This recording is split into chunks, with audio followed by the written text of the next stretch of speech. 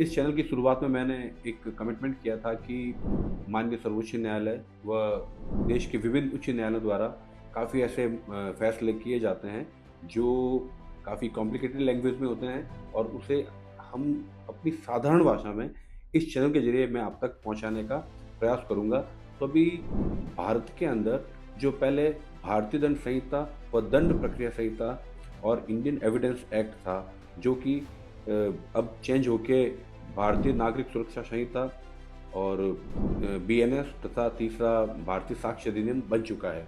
तो रिसेंट ही भारत के सर्वोच्च न्यायालय में एक मामले का फैसला हुआ है जिसका टाइटल है Om Prakash Ambedkar versus state of Maharashtra. तो उसके बारे में मैं आपको थोड़ी सी जानकारी दूंगा। तो मैं मनीष व्यास, आपका न्याय मित्र, और मनीष व्यास ऑफिशियल चैनल के जरिए निशुल्क विधिक जानकारी आप सब तक पहुंचाने के लिए एक छोटा सा प्रयास मैं करूंगा। तो उस Om Prakash Ambedkar versus state of Maharashtra के जजमेंट में जाने से पहले हम पहले दंड प्रक्रिया संहिता के तहत बात कर लेते हैं कि यदि कोई भी प्रकार का कोई मुकदमा दर्ज होता या एफआईआर दर्ज करवानी पड़ती तो हमें पुलिस थाना जाना पड़ता था। पुलिस अगर एफआईआर दर्ज नहीं करती तो हम क्या करते कि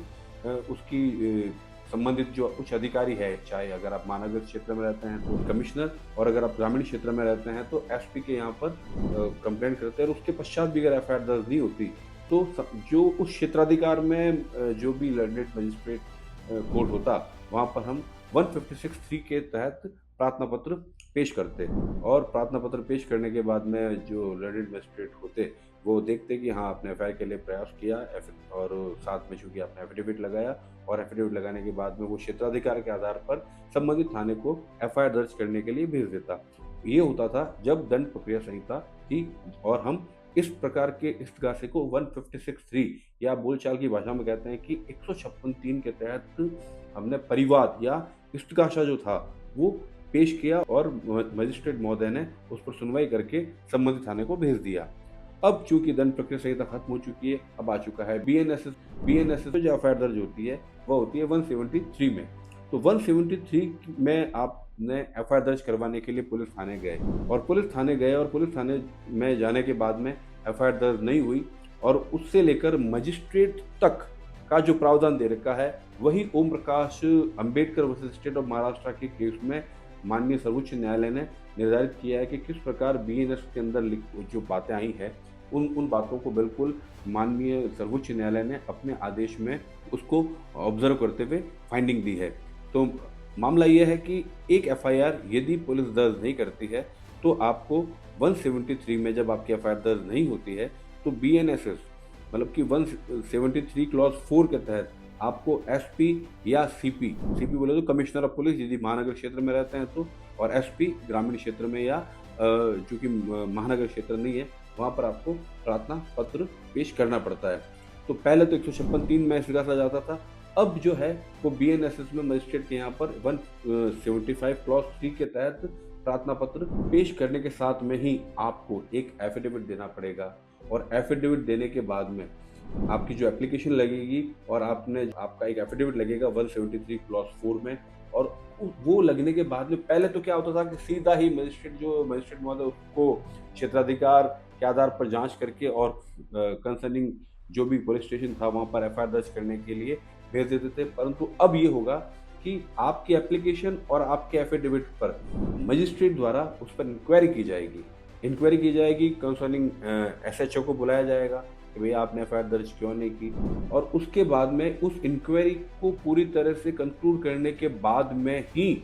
वो जो मामला है वो एफआईआर के लिए भेजा जाएगा। इस दौरान यदि उस एफआईआर के अंदर सपोज कोई आपकी एफआईआर किसी पुलिस के खिलाफ ही है या किसी पब्लिक सर्वेंट के खिलाफ है, पब्लिक सर्वेंट का मतलब सरकारी नौकर, सरकारी अधिकारी के खिलाफ है, तो वो एफआईआर दर्ज होने से पहले उस संबंधित जिस व्यक्ति के विरुद्ध एफआईआर दर्ज होने जा रही है उस व्यक्ति को भी न्यायालय जो है वह सम्मन करेगा, और उसके जो ऊपर अधिकारी है उसको भी सम्मन करेगा, और सम्मन करने के बाद में पूरी इंक्वायरी करने के बाद में ही ये जो है एफआईआर दर्ज होगी। तो थोड़ा सा ये 156(3) जितना इजी था, अब 175 क्लॉज 3 जो है वो थोड़ा सा कॉम्प्लिकेटेड हो चुका है। परंतु माननीय सर्वोच्च न्यायालय द्वारा Om Prakash Ambedkar versus state of Maharashtra में इसको पूरी तरह से बीएनएस के जो सेक्शंस हैं उसके आधार पर क्या प्रक्रिया रहेगी, उसका हवाला अभी रिसेंट ही 2025 की 16 जनवरी को जो आदेश पारित किया है वह क्रिमिनल अपील नंबर 352/2020 के मामले को निस्तारित करते हुए माननीय सर्वोच्च न्यायालय ने 16 जनवरी 2025 को आदेश किया है। इस जजमेंट का लिंक जो है वो मेरे डिस्क्रिप्शन में डाल दूंगा। जो भी हमारे जो नए वकील जो नए वकालत में आए हैं उनके लिए ये जानकारी फ़ायदेमंद रहे। तो मेरा आप सभी से निवेदन है कि इस जानकारी को और इस जजमेंट के लिंक को आप आगे से आगे पहुंचाएं, ताकि जो भी मेरे नए भाई बहन मेरे जो भी नए मित्र वकालत में आए हैं उनको भी इसका फ़ायदा मिल सके। और चूँकि ये अब बीएनएस सब नया आया है तो हम सब के लिए ही नया है, तो इसके ऊपर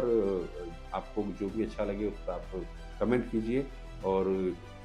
जितना हो सके इस चैनल के इस पर्टिकुलर जानकारी को